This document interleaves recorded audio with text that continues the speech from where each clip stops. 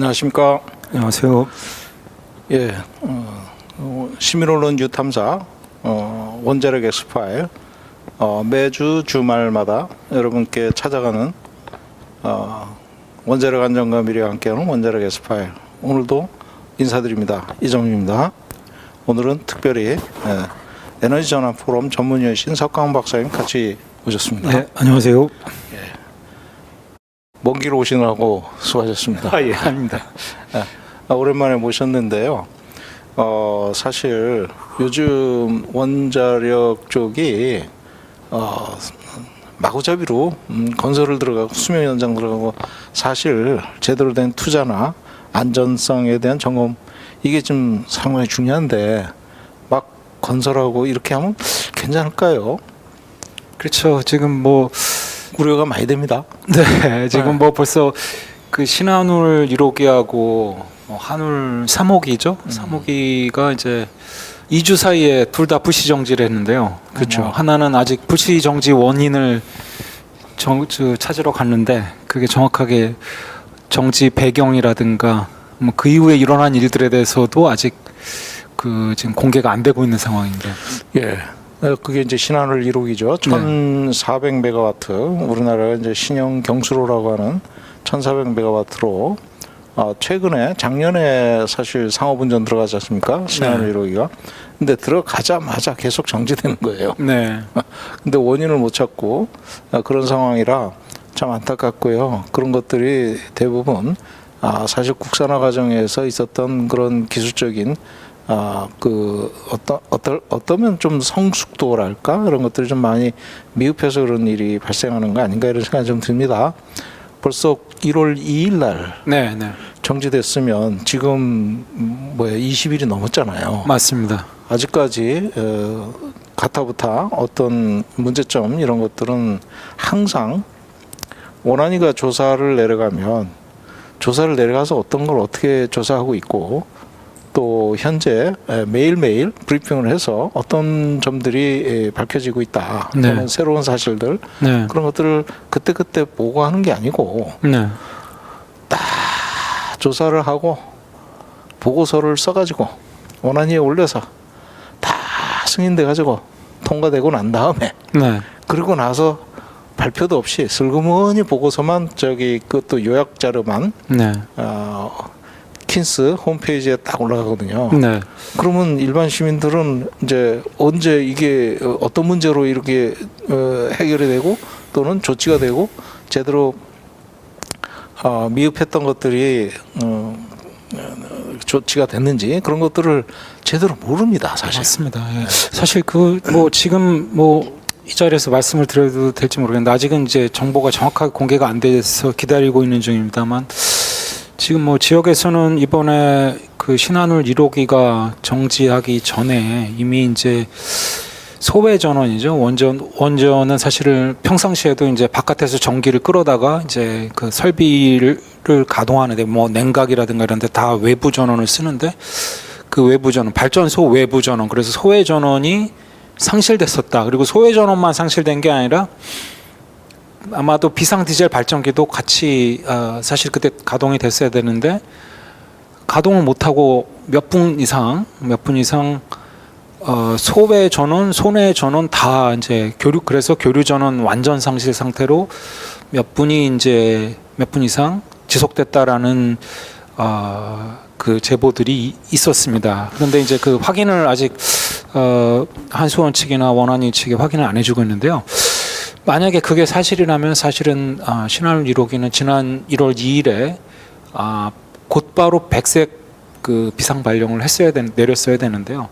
그걸 안 했습니다. 그렇다면은 사업자인 한수원과 또 그것에 대해서 제대로 조치를 취하지 않은 원안위, 둘 다 지금 사실은 징계감이지 않을까, 그런 생각이 듭니다. 물론 이제 최종적으로 확인이 필요합니다만, 원전이 지금 문제가 있다고 해서 바로 제대로 정지가 됐고, 그리고 인해서 잘 정지가 됐는데 뭐가 문제냐, 이렇게 보실 수가 있습니다.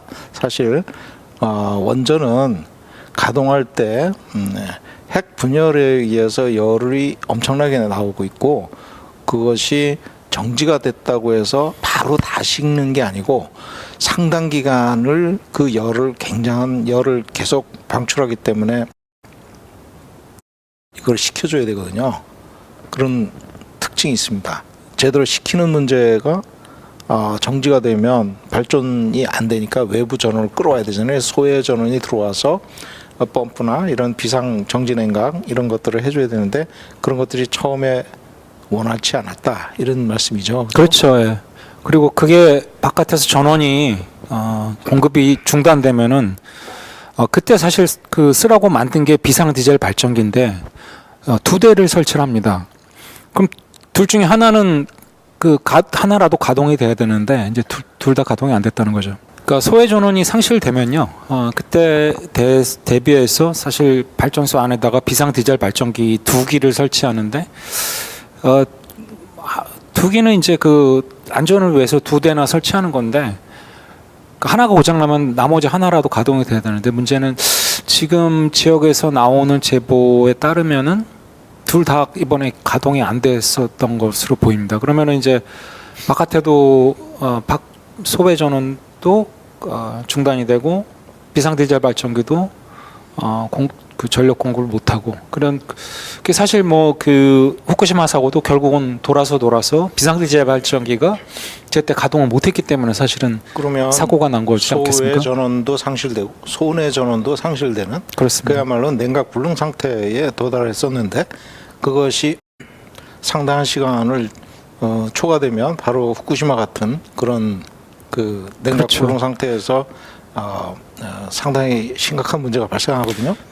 근데 그거를 지금 얼마 정도 5분 또는 10분 이렇게 네. 일정 시간을 만약에 냉각을 못 시켰다 하더라도 안에서 상당히 온도가 올라갔기 때문에 위험해질 수 있다. 그런 또 뭐 안전밸브가 터진다든가 이런 여러 가지 문제가 있을 수 있기 때문에 이런 것들은 즉시 조사되는 즉시 바로 보고를 좀 해주시기 바랍니다. 오늘은 이런 원전 관리가 굉장히 중요하고 또 고유의 위험성을 갖고 있음에도 불구하고 그런 발전소를 사실상 줄여가자고 하는 것이 일반 시민들의 의견입니다.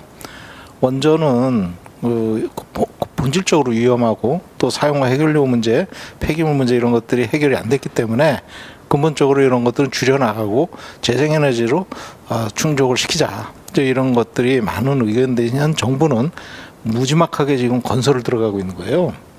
그래서 후쿠시마 원전 사고가 일어났을 때 일본에서는 50여 기 전 가동 중인 원전을 다 정지를 시키고 재가동을 위한 준비를 지금 하고 있습니다.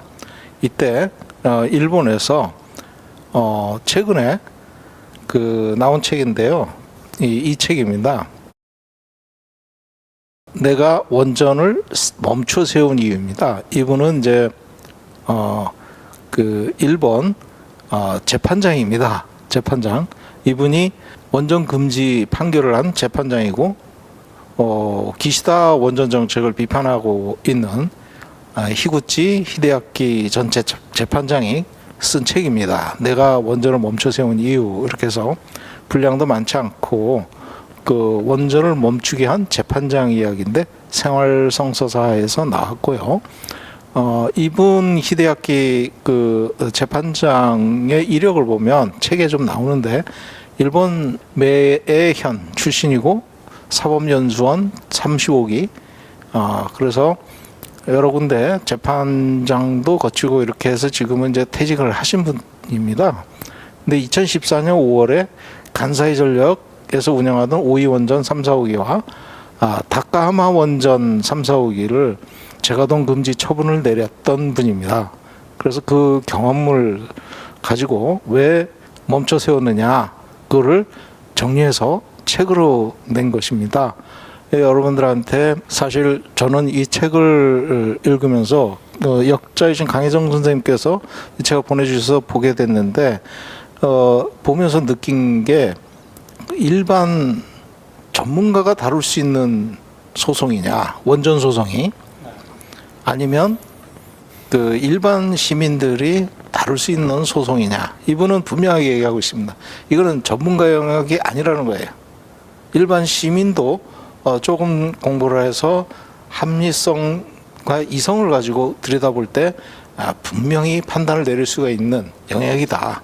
그래서 판결을 내렸고 그 판결에 대해서 근거나 여러 가지 논거라든가 이런 것들을 정리를 한 책입니다. 그래서 굉장히 의미가 있을 걸로 보입니다. 네. 재판장이 이런 판결 결과를 과정과 결과를 가지고 책을 쓴 아주 소중한 책인데 이 책은 볼륨도 굉장히 작습니다.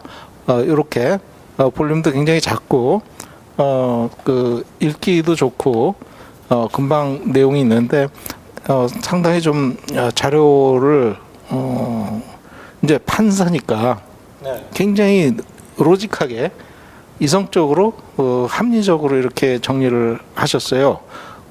저희 같은 공하는 사람들은 또 뭐 수치적으로 어떠셨든지 막 이러는데 이분은 이제 판단을 해야 되니까 어떤 공학적인 판단보다는 이성적인 판단, 합리적인 판단 그걸 더 중요하게 여겼던 것입니다. 그래서 상당히 의미가 있고 이 책을 한번 소개를 언제 한번 드려야 되겠다 하다가 오늘 말씀을 드리게 됐습니다. 이 멈춰 쓴 이유를 여러분들도 저와 함께 잠깐 내용을 좀 보시면서 상세한 내용은 책을 사서 보시면 됩니다.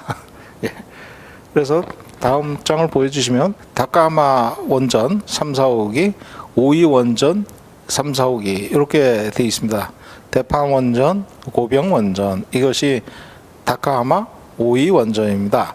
하지만 전부 빨갛게 돼 있어요. 그래서 지금 가동을 들어갔다 이러는데 이 지역이 공교롭게도 시카 원전에서 250km가 안 되는 지역입니다. 시카 원전에서 이번에 노토반도 지진 난 데죠. 예, 그 안에 다 들어가요. 그런데 오른쪽에 사진을 보시면 이게 바다 단층, 해저 단층입니다. 빨간 게 이렇게 해저 단층이 많아요. 그 노토 반도 위로 그냥 휙 지나가지 않습니까, 그죠? 네. 예, 그리고 요쪽이네. 요 F5 요쪽이 이제 노토 반도 쪽을 지나가는 거고, 요 아래쪽 F5 요쪽이 다카마 원전과 오이 원전이 있는 지역입니다. 그래서 여기서부터 불과 얼마 안 되는데 보시다시피 시뻘겋게 해양단층이 그렇죠. 해저단층이 있어요. 예. 여기에 이렇게 원전을 따닥따닥 지어버렸어요. 이 지역에 22개 원전이 있어요. 이 지역에.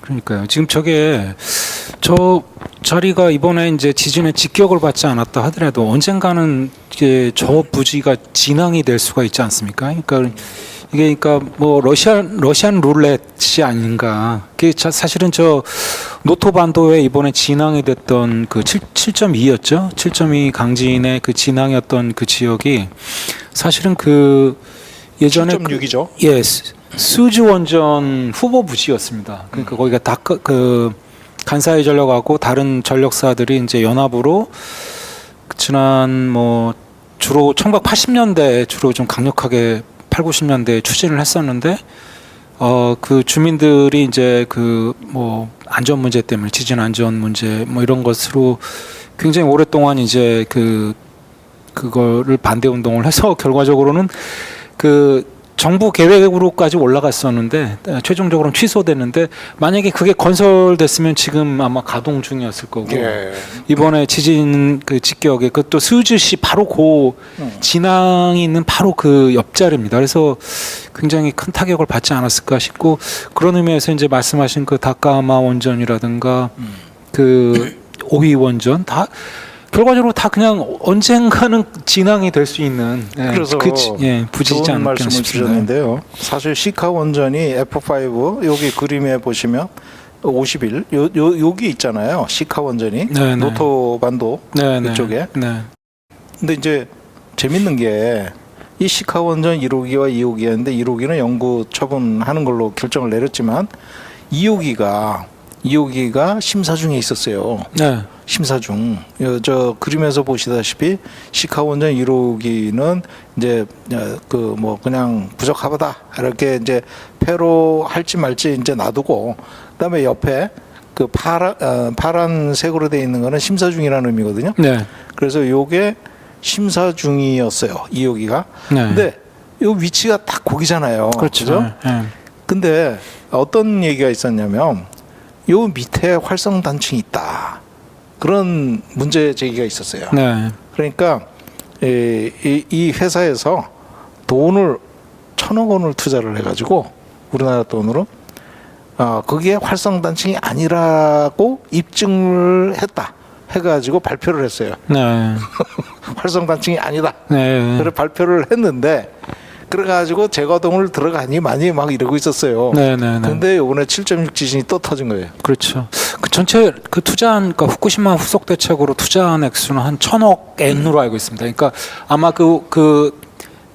저기 활성단층 여부에 대한 그 문제는 말씀하신 것처럼 1,000억 원, 우리 돈으로 1,000억 원을 썼는지 모르겠는데, 전체 후속 대책 비용으로, 그러니까 재가동을 위해서 후속 대책으로 쓴 거는 1,000억 엔. 2조 원. 2조 원이요? 호기별로. 호기별로요? 호기별로 2조 원. 그러니까 그 2,000억 엔 정도 들어가서 평균. 그러니까 두 기 다는 모르겠는데 적어도 2호기 하나에만 1,000억 엔, 그러니까 우리 돈으로 1조 원 정도를 아마 쓰지 않았나 싶습니다. 예. 그래서 이제 장정훈 교수님 오셔가지고 그때 발표를 하실 때 그 평균 한 2조 원 정도 투입해서 신안전 규제 기준을 별도로 만들어가지고 그거를 아마 적용을 해서 상당히 안전성을 업그레이드를 했는데, 테러 문제부터 해가지고 다양한 내용들이 들어가 있습니다. 우리나라도 수명 연장을 이번에 하고 있잖아요. 그래서 거기 그 원자력 안전법 시행령 38조 2항에 보면 최신 기술 기준도 들어가 있지만 최신 운전 경험과 연구 경험, 연구 결과, 그거를 활용한 기술 기준을 적용해라. 국내외. 그게 뭐냐? 저는 일본의 신안전 규제 기준이 바로 그거 아니냐. 저는 그렇게 생각을 하고 있고, 우리나라가 수명 연장할 때 뭐 3,000억 투자하고 2호기, 고리 2호기가 3,000억 투자하고 그중에 1,400억은 주민들한테 뿌리는 상생 자금이에요. 그래서 1,600억 정도 업그레이드 좀 망치로 몇 번 두드리고 이제 이렇게 가동 들어가자 이렇게 생각을 하는 것 같은데, 사실 40년 동안 원전이 많은 그 우여곡절을 겪으면서 세계 3대 중대 사고가 일어났고, 그럼으로써 안전 기준이 계속 강화됐는데, 바로 옆에 후쿠시마에서 중대 사고가 일어났고, 그로 인해서 동일본 대지진이 우리나라 경주 지진까지 일으키고는 그런 상황이 왔잖아요. 그렇기 때문에 너무 안이하게 대처하고 있다, 이런 생각이 듭니다. 그 다음 이제 슬라이드 보여주시면, 다카마 원전 1호기에서 문제가 잇따라 발생되고 있어요. 이번에 노토반도 지진 때문에 여기서 배관에서 이틀 동안에 연달아 깨지면서 냉각수 증기가 누출되는 그런 사건이 발생됐어요. 평소보다 많이 새고 있는. 그리고 노후 원전, 이게 50년 된 원전이거든요. 다카마 원전 1호기가 가장 오래됐다고 그래요. 그래서 작년에 수명 연장을 시켜줬는데 49년 된 원전이라고 합니다. 다카마 원전 2호기도 40년 넘었는데 이제 12년 만에 재가동 들어갔고, 그다음에 이제 이 다카하마 3, 4호기하고 5이 원전 두 가지가 전부 다 우리 히데아키 재판장께서 재가동 금지 처분을 내렸지만 결국은 고등법원 가가지고 이것이 가동이 들어갔습니다. 하지만 지금 그 여파로 인해서 노토반도에서 지진이 일어났고, 다카마 원전 이런 데서 계속 문제가 발생되고 있고, 그렇게 많은 투자를 해서 후쿠시마 후속 조치를 포함한 신안전 기준을 적용해서 어마어마하게 투자를 했어도 지진이 오니까 뭐 어디서 새고 기름 새고 뭐 물이 수조가 넘쳐나고 이런 문제들이 계속 여기저기서 발생되는 그런 상황인데, 아주 심각한 그런 거는 지금 정부가 네. 일본 정부가 조사해서 발표를 해야 되는데 안 해요. 네. 그 일본 정부 왜 있냐? 그럼 사업자가 그걸 발표를 하라고 그래요? 사업자는요, 자기네들한테 불리한 건 절대로 얘기 안 하게 돼 있습니다. 그래서 일본 정부가 원자력 안전과 관련해서는 너무 무능하고 제대로 대응을 하고 있지 않다. 이 히데야키 재판장께서 책을 냈는데 그 내용을 잠깐 맛을 좀 보겠습니다. 제일 먼저 이제 원전은 왜 당장 멈춰야 하느냐? 그러면 그 세 가지로 위험하다는 게 뭐고 그 위험성과 발생 확률이 어떤 거냐? 이걸 이제 우리가 짚고 넘어가자는 거죠. 그래서 위험하다는 것은 사고 발생 확률이 높다 또는 피해가 굉장히 크다 이런 걸로 이제 위험의 정도를 알 수가 있다는 거고. 네. 그다음에 위험성은 이제 그 피해의 규모와 지속성, 인간이 감당하고 통제할 수 있는 수준이냐는 거죠. 사실 원전 후쿠시마 원전 사고로 보면 규모를 넘어섰죠. 네. 그래서 인간이 다룰 수 있는 분야가 아니라 이게 이제 입증이 된 게 후쿠시마 원전 사고고, 사고의 발생 확률은 운석이 떨어질 확률과 대조할 수 있느냐는 거죠. 사실 1000만 년에 3번 그 노심 용융 사건이 일어난다고 확률론자 안전성 분석 보고서에서 평가를 했지만 뭐 40년 만에 생겼습니다. 40년 만에 발생했어요. 그것도 1호기, 2호기, 3호기 다. 예? 네. 그 노심 용융 사건이 일어났잖아요. 그러면 이거를 과연 우리가 확률론적으로 평가한 것을 수치를 믿을 수가 있느냐? 이제 여기서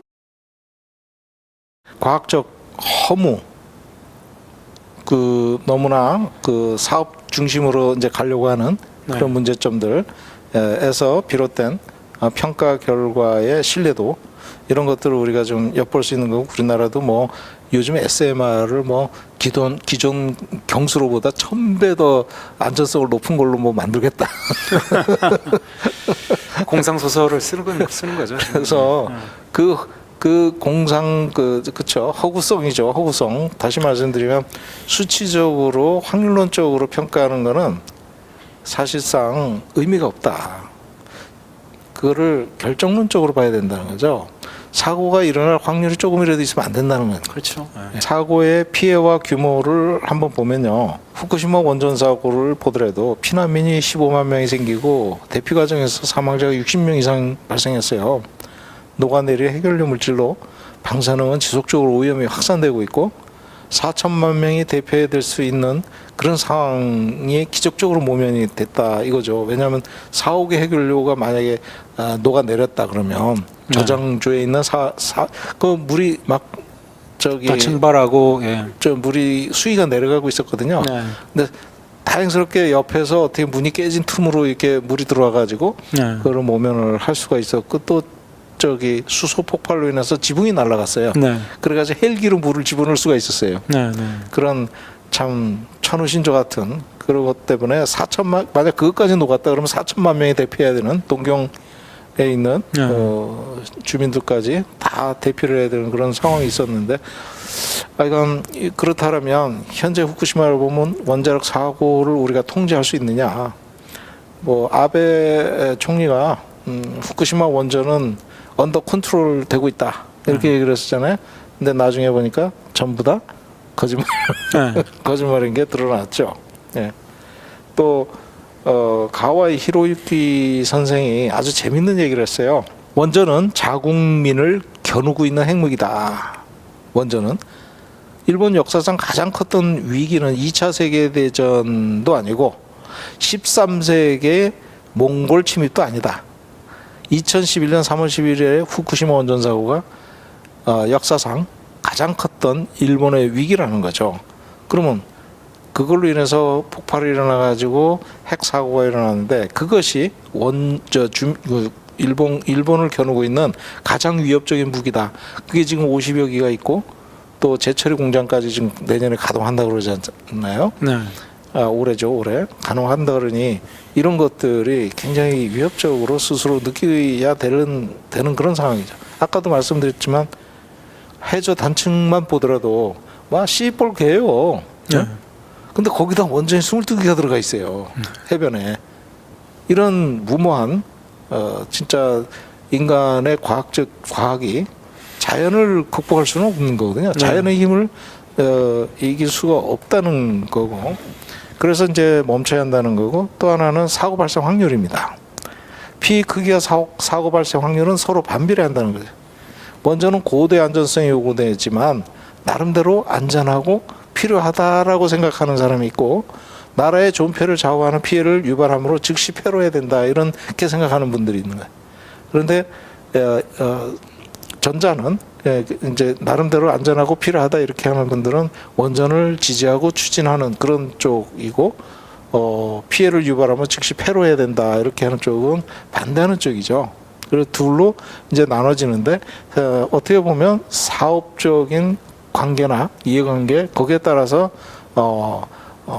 필요하다고 하는 쪽은 지지하는 그런 측면이 많고, 폐로해야 된다는 거는 이해관계가 없는 분들은 대부분 그렇게 생각한다는 거예요. 우리 석 박사님도 폐로를 찬성하죠? 이해관계가 없으셔서. 저도 이해관계가 없습니다. 네. 네. 그래서 그 다음에 원전이 이제 그 사고 확률을, 이 히데아키 전 재판장께서는 주로 지진을 관점으로 위협적인 요소로 봤습니다. 근데 지금까지 일본의 이제 지진 수치가 레코드돼서 보고된 내용은 2000년 이후 정비된 관측망으로 관측된 게 대부분이고, 설계 기준을 초과하는 지진이 30회가 일어났어요. 47회죠. 왜냐하면 700가를 넘는 거. 가을이라는 거는 980m/s 제곱이잖아요. 중력 가속도가 1이 이제 980cm/s 제곱, 980cm/s 제곱이 1이고 700가을로 따지면 이게 한 0.17 정도 되죠. 그죠? 0.7 정도 됩니다. 그래서 그 0.7G를 초과하는, 중력 가속도 G니까 0.7G를 초과하는 것이 30회가 있었고, 1000갈이면 이건 뭐 엄청난 거죠. 예? 1000갈 1G가 초과되는 거죠. 그게 17번이나 발생했습니다. 진원에서 그렇다는 거예요. 네. 본인이 이제 정지를 시켰던 오이원전, 다음에 보면 오이원전에서 이렇게 지진이 온 게 700갈이 왔고, 405갈 이렇게 이제 왔는데, 요게 온 게 아니라 설계 기준 지진입니다. 네. 처음에 405갈로 했다가, 네. 즉 0.4G 정도 수준으로 설계를 했는데, 네.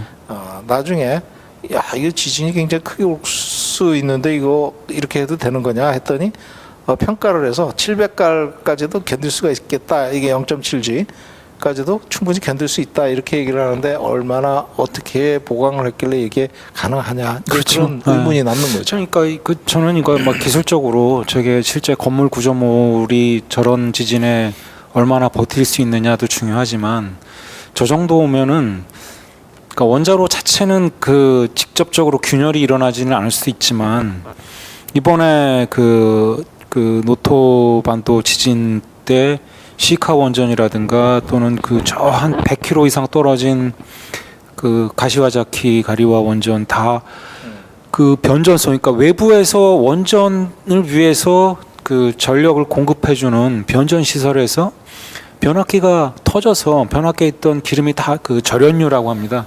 그게 다 터져서 나오면 결과적으로 외부 전원이 그게 그 중단이 되거든요. 거기다가 네. 그 변압기가 이제 결국 문제가 됐지만, 네. 거기에 불똥이 떨어져 봐요. 이게 대형 화재 일어나는 그런 것도 있고요. 아니 뭐 하여튼 기본적으로 그 상태에서 외부 전원을 집어넣을 수는 없는데요.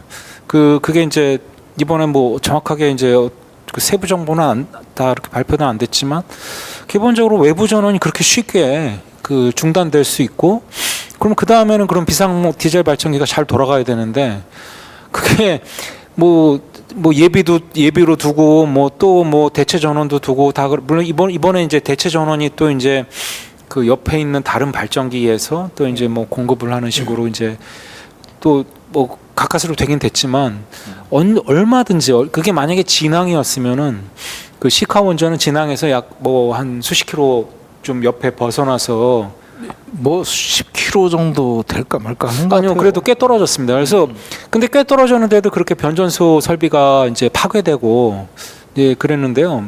만약에 그냥 그게 진앙이 되었다면은 뭐 지금 예측에는 뭐 안전하니 뭐 이렇게 뭐 온갖 대책을 세워놔도 결과적으로는 그 후쿠시마처럼 후쿠시마는 쓰나미였지만 그 비상 디젤 발전기라든가 또는 대체 전원이라든가 이런 것들이 얼마든지 지진 때문에 제대로 작동을 안 할 가능성이 굉장히 높다. 이런 것들을 우리가 후쿠시마에서 봤고 그게 꼭 쓰나미일 필요는 없다라는 거죠. 그래서 뭐 충분히 그런 의미에서 예, 말씀하신 맞습니다. 것들이 좀 그 후쿠시마 지진을 한번 보겠습니다. 후쿠시마에서는 이 빨간 표시가 돼 있잖아요. 네. 오른쪽 칸이 설계 기준 지진이고 왼쪽 칸이 관측값이에요. 네. 그러면 설계 기준 지진 동서가 2호기가 438갈로 이제 설계가 됐는데 네. 이게 이제 이쪽이잖아요. 438갈로 설계가 됐는데 관측값이 550이에요. 그러면 거의 100갈을 초과하는 네. 그런 100갈을 넘는 초과 지진이 온 거죠. 그래 2호기는 분명히 문제가 있을 거다 이렇게 보는 거고 3호기도 마찬가지입니다. 거의 60갈 이상의 초과 지진이 온 거고 5호기 같은 경우는 452에서 548이니까 거의 100갈 정도 높은 지진이 온 거거든요. 네. 그렇지만 5호기, 6호기는 정지돼 있었어요. 그래서 네, 상관이 네. 없었고 이 2호기, 3호기가 큰 타격을 입었다. 그리고 1호기도 마찬가지 노후 원전이거든요. 이건 수명 연장이 돼 있어서 굉장히 노후 원전이라 2, 3호기는 그래도 용량도 크고 나중에 지어졌거든요. 네. 그래서 조금 낯섰는데 그래서 1호기, 2호기, 3호기가 다 연달아 폭발을 하는 그런 상황이 됐다. 이게 쓰나미 때문에 네. 비상 디젤 발전기가 녹아서 네. 저기 고장이 나서 네. 비상 전원을 공급하지 못해서 냉각을 못했다 이것도 있지만 그 전에 쓰나미 오기 전에 벌써 안전주의 계통이 작동이 안 되고 네. 그다음에 그 압력이 떨어지는 상황이 왔다는 거죠. 그게 네. 결국은 어딘가 뭐 라지 로카는 아니겠죠. 저 스몰 로카 그러니까 뭐죠? 냉각제 유실 사건이 네, 상실 사고. 예. 벌써 발생을 한 거예요. 네. 그러니까 비상 디젤 발전기가 제대로 가동이 됐다 하더라도 아마도 그 냉각제를 제대로 순환을 못 시키는 상황을 맞았을 것이다. 이제 이런 그렇죠. 말씀이신 거죠. 그렇죠, 네. 그렇죠. 네. 그런 얘기가 실제로 나오고 있고 또 증언으로도 영국 인디펜던트지에서 거기에 있던 영국 전문가가 인터뷰를 한 적이 있습니다. 네. 네. 저도 일본 원자력 연구소에서 그 담당 연구원이 그 쓰나미가 없었어도 비상 디젤 발전기가 제대로 가동을 못했을 것이다. 그 지진으로 인한 타격 때문에 뭐 그런 이야기도 예전에 들었던 것 같습니다. 지진이 굉장히 위협적인 요인은 사실이다. 그거를 묻히기 위해서 쓰나미로 후쿠시마 원전이 사고가 난 거다. 이렇게 그렇죠. 얘기하는 거는 맞습니다. 사고의 위험성을 너무 과소평가하는 것이다. 맞습니다. 이렇게 보겠습니다. 근데 이제 이런 원전 추진 세력들이 하는 얘기가 있는데 그거에 대해서 히데야키 선생은 반발을 하고 있습니다. 원전은 충분한 내진 능력을 갖추었다. 원전 추진 세력 그렇게 얘기합니다. 이 정도면 일반 시설에서 가질 수 없는 그런 내진 능력을 갖고 있고 전에 경주 지진이 일어났을 때 원전 지역 그 사람들은 또 이렇게 얘기를 했어요. 차라리 원전에 들어가서 숨어 있는 것이 오히려 더 안전하지 않느냐 뭐 이런 얘기도까지 하고 그랬거든요. 근데 이제 사실 원전은 다른 건물들하고 달리 냉각 기능을 유지하는 고유 안전 기능까지 유지해야 되기 때문에 사실상 높은 내진 능력이 요구된다 이렇게 볼 수 있는데 이런 것까지 다 추가해서 냉각 기능을 가지고 있느냐 이건 아닐 수가 있다는 거예요. 네. 특히 월성 같은 경우는 구조적으로 굉장히 취약하기 때문에 그런 문제점들이 사실 0.2G의 지방 가속도를 기준으로 설계돼 있지만 그것이 초과됐을 때는 사실 우리가 상상하지 못한 일이 발생할 수도 있다 이런 우려가 지금 굉장히 되고 있고요. 원전 내진 설계는 지표 기준이 아니다. 즉 안반에 설치를 하기 때문에 안반이 기준이다. 그래서 안반이 더 높은 지진이다. 이렇게 지표 지진보다 더 높게 온다. 뭐 이런 얘기를 하고 있거든요. 근데 실제로 관측된 지진동보다 이렇게 기준으로 봤을 때는 좀 낮은 값을 보이는 그런 문제가 있다는 것을 책에서 기술을 하고 있습니다. 그래서 우리가 얘기하는 설계 기준 지진동 그것이 실제로 관측된 값보다도 낮은, 다시 말씀드리면 저평가됐다. 네. 이렇게 볼 수가 있습니다. 지반 그러니까 우리 월성 부지도 사실 0.2G가 약하게 잡혔다 이런 얘기를 많이 하고 있고 또 우리 뉴탐사 원자로 S 파일에서도 그걸 계속 꾸준히 얘기를 하고 있는데 이게 여기서도 나오고 있습니다. 예. 그다음에 강진은 과학적으로 예측이 가능하다는 거죠. 하지만 평균값을 가지고 따지고 있어요. 강도를 옛날에 있었던 지진을 평균값을 가지고 활성단층 길이랑 따져가지고 규모가 얼마다 이렇게 예측하는 식이 있는데 그걸 정면으로 비판하면서 최대 기준 지진을 최대 발생된 지진을 규모로 산정을 해야 된다. 그것과 이제 활성단층 길이 그래서 너무 과소평가를 하고 있다는 거고. 그다음에 이제 CO2 문제, 뭐 전력 공급, 원전이 전기도 공급하고 CO2 문제도 해결하는 거 아니냐 이렇게 얘기하는데 저희들이 얘기했던 내용을 또 그대로 얘기하고 있어요. 원전을 전기를 보조하는 그런 수준으로 갈 수도 있다는 거죠. 한 50% 이상 전력 비중을 가지게 되면 그리고 3분의 1가 그냥 열이 원전으로 생산한 열이 3분의 2가 그냥 바다로 나가기 때문에 바다의 기후 온도를 올리는 그런 역할을 한다. 그런 기후 변화의 문제를 일으키고 있다. 그다음에 한 기 건설하는데 5조를 투입해서 철과 시멘트를 대량으로 투입하니까 이 생산한다고 환경 오염을 유발하는 거는 지금 고려하고 있지 않다. 그 얘기거든요. 요거는 지금 어떻게 보십니까? 실제로 그 CO2 뭐 깨끗한 에너지다. 원전은 그래서 CF100으로 가야 된다 이런 주장을 하잖아요. 근데 여기서는 정면으로 비판을 하고 있어요. 철과 시멘트를 생산해서 그 해결료도 이제 가공해서 이렇게 하다 보면 오히려 CO2가 어마어마하게 나온다. 그 얘기거든요. 뭐 저런 것 뭐 시멘트 쓰는 것도 있고 철강 쓰는 것도 있지만 우라늄 가공 과정이 우라늄을 채굴해서 가공하는 과정이 또 워낙 많은 양의 이제 그 에너지를 써야 되지 않습니까? 우라늄을 또 다 저기 뭐 카자흐스탄이라든가 러시아나 이런 데서 그런 데서 거기 그 주로 또 그 가공을 우라늄 그 해결료 농축이라든가 이런 걸 또 러시아에서 또 하고 있고요. 그렇죠. 그래서 뭐 거기에 사용되는 당연히 이제 많은 이제 화석연료 거기에 많은 화석연료를 쓰겠죠. 러시아든 그게 뭐 어디가 됐든 간에. 그래서 그거를 이제 수입해 오는 건데 근데 그런 거 생각하면은 뭐 분명히 그것도 문제일 것 같고요. 물론 이제 발전 과정 자체는 CO2를 생산하지 않는다는 거 가지고 굉장히 강조를 하는데 문제는 이제 그 원전의 발전량을 다 합쳐봐야 전 세계 발전량의 이제 9%밖에 안 되는 시대에 왔거든요. 그렇죠. 그걸 가지고 뭐 9%에서 뭐 1, 2% 더 늘린다고 해봤자 지금 실제 지금 우리 그 에너지 전환이라든가 탄소 중립에는 그 기여도가 너무 미미하다는 겁니다. 그렇죠.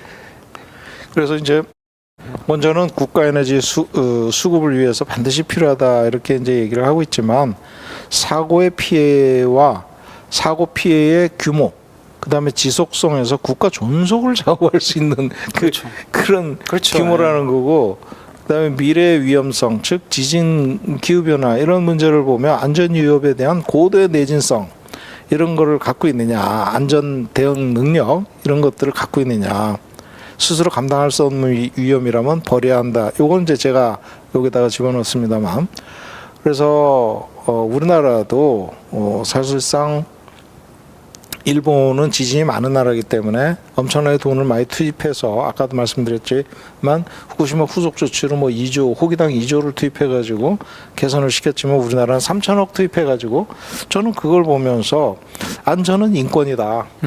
이렇게 생각이 되는 거예요. 네네. 그죠? 네. 안전은 인권이다. 네. 우리나라 주민들 또 국민들의 생명은 3천억 값이고 일본은 2조 원 값이다. 네. 이렇게 보이는 거죠. 네. 그래서 우리가 스스로 이거는 인권이고 우리가 스스로 보호할 그 권리를 찾아야 되겠다는 거죠. 그래서 당연히 안전 요구해야 됩니다. 예. 그리고 또 한 가지는 이제 원전은 절대로 안전하다 이렇게 얘기하는데 후쿠시마 사고 사망자 없지 않냐, 그런 사고 안 난다. 뭐 사고가 나면 이제 그때 가서 뭐라 그러냐면 아유 완전하게 안전한 건 없지 않냐 이제 그런 얘기를 하는 거고. 그래서 내부 피폭도 뭐 기준치 넘는 큰 피해가 없다 이런 얘기를 하고 있거든요. 네. 그래서 이런 것들은 굉장히 무책임한 얘기가 되고 있고, 원전이 없어도 우리가 할 수 있다라면 그쪽으로 가서 대체 에너지를 확인하고 찾아야 되는데, 지금은 있음에도 불구하고 아이 그걸로 어떻게 가능하냐? 예? 네. 재생에너지 어떻게 100% 우리가 전력 공급 가능하냐 이렇게 나오면 이게 뭐 어떻게 하자는 거냐, 네. 그죠? 네. 대책이 없는 거죠, 네. 사실. 그래서 비상 상황을 대비해서 가스화력 발전소 정도는 어느 정도 비중을 가지고 설비를 용량을 확보할 필요는 있겠지만 그걸 계속 가동할 필요는 없고 재생에너지로 얼마든지 100%를 목표로 해서 우리가 지구한 노력을 하고 추진을 하고 나서 네. 그래도 안 된다 그러면 뭐 그때 가서 이제 필요하면 원전을 몇 기는 더 살린다든가 이렇게 해야 되겠지만, 지금처럼 뭐 당장 중단시키자는 건 아니잖아요. 네. 그렇죠. 그런 거를 가지고 뭐 완전히 건수 잡았다 그래가지고 신한울 3, 4호기 그냥 바로 건설 들어가고 또 후속기까지 고리에 2기 플러스 1기 네. 이거를 11차 전원 정책에 잡았다는데 그거는 좀 이따가 네, 좀 네. 말씀을 말씀을 나누도록 하겠습니다. 그래서 이제 그 히데아키 재판장께서는 우리에게 부여된 책임을 강조를 하고 있습니다. 이 너무 가볍지 않은 책임을, 그 무게를 후세에게 전가한다는 건 있을 수 없는 일이다. 우리가 너무 책임이 없는 행위다. 특히 핵 폐기물 처분이 결정되지 않은 거는 지난 40년간 과학적으로 처리가 불가하다는 것을 확인했다. 그죠? 그러니까 폐기물 처분이 기술적으로 가능하지 않다는 것은 지난 40년간 그거를 확인했다. 지난 시간에도 여러분들과 같이 사용 해결료 관련된 얘기를 좀 나눈 적이 있습니다만, 그래서 우리가 사용 해결료가 만만치 않은 그런 진짜 우리가 진짜 인류의 기술로 인류 사회에서 격리를 시킬 수 있냐? 지구라는 그 생태계 그 자체가 인간의 일부인데, 예?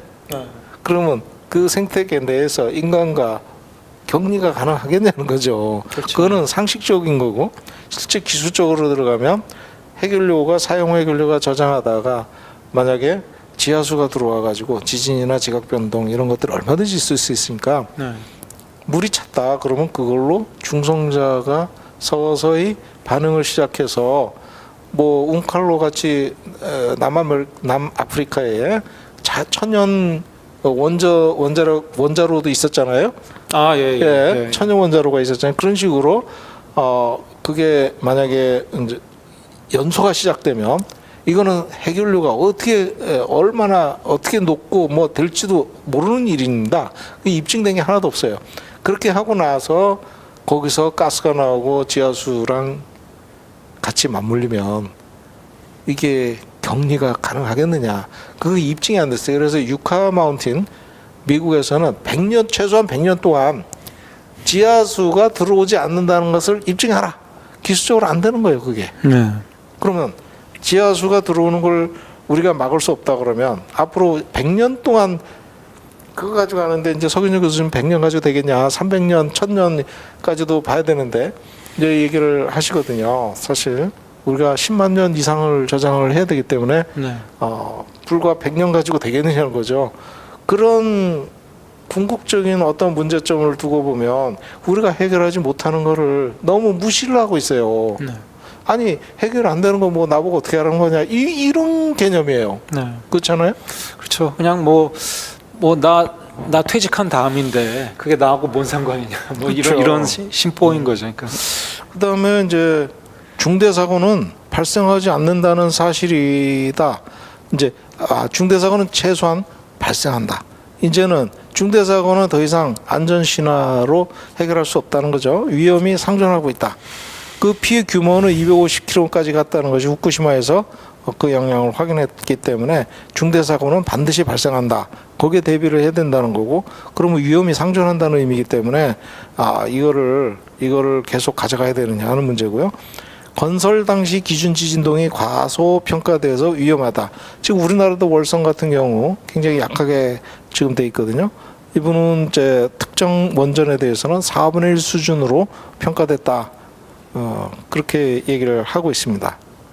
그래서 우리에게 부여된 책임을 보고 이제 또 재판관은 또 어떤 책임을 의식을 가져야 될 것인가 하는 거를 또 적어놨어요.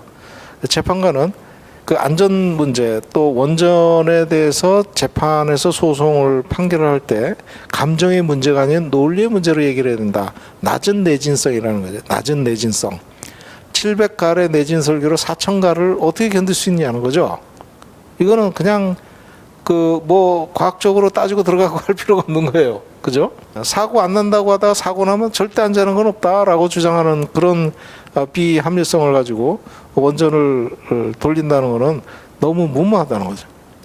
그래서 재판관이 하는 얘기, 히데야키 재판장이 하는 얘기는 무지는 죄다. 모르면 죄다. 하지만 침묵은 더 큰 죄다라는 거예요. 네? 사고가 아이고 날지 몰랐네. 그거는 핑계가 될 수가 없다는 거죠. 그죠? 사고 날지 몰랐다.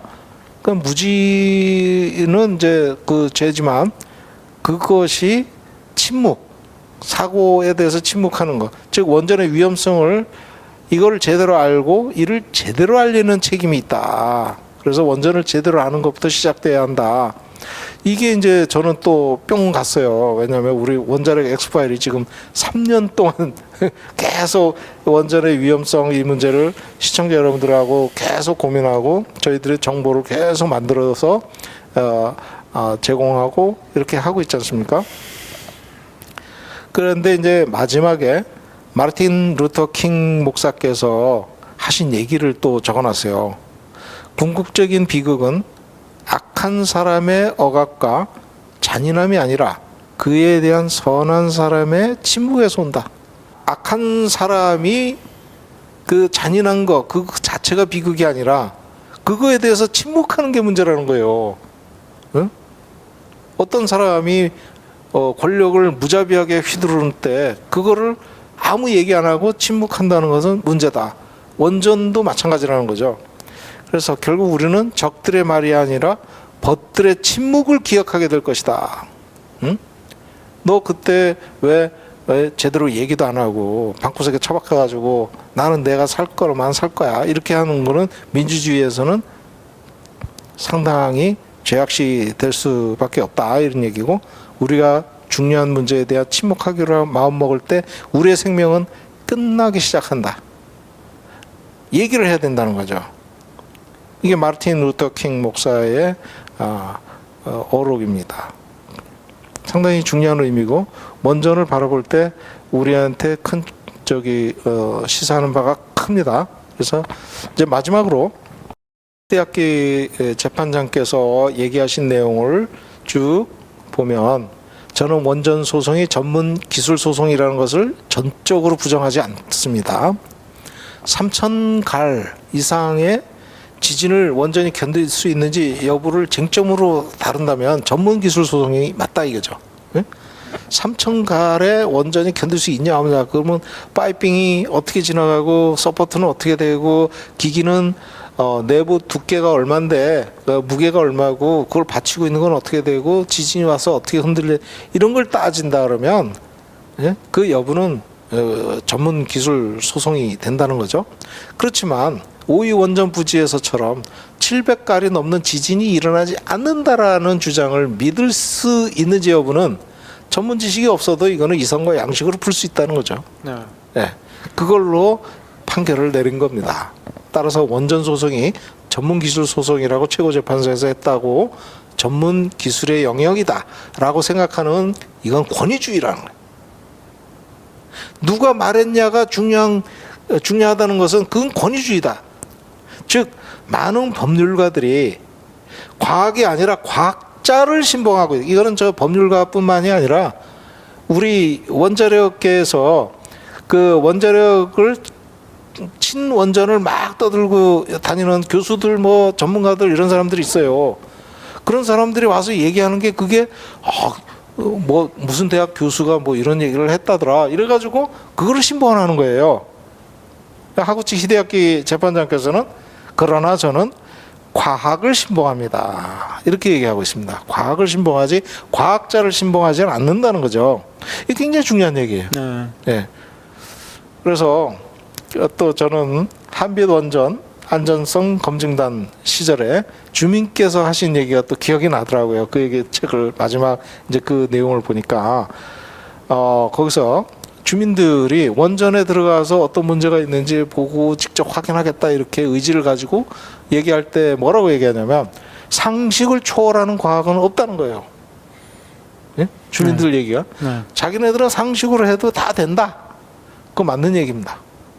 그래서 시청자 여러분께서는 오늘 중요한 그 히데야키 선생이 하신 재판장께서 하신 의미 있는 이 얘기를 진짜 소중하게 간직하고 이런 그 책도 한번 꼭 사서 보시면 좋겠다 이런 생각을 하고 오늘 특별하게 석강 박사님하고 같이 원전을 멈춰 세운 이유에 대해서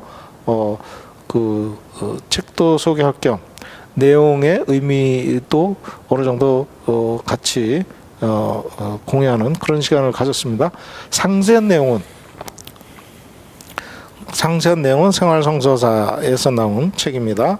값은 뭐 13,000원밖에 안 하네요. 그래서 이게 굉장히 좋은 것 같고 또 강우일 주교님께서 또 추천사도 쓰시고 했기 때문에 저는 상당히 의미가 있는 이 책에 대해서 좀 더 많이 우리 시청자분뿐만이 아니라 시민사회에서 많이 읽혀지길 바라고 있고 우리가 원전을 어떻게 봐야 될 것인가 하는 것을 아주 중요한 이정표를 제시하고 있다 이렇게 생각이 됩니다. 오늘은 내가 원전을 멈춰 세운 이유에 대해서 같이 공유하는 시간을 가졌습니다. 감사합니다.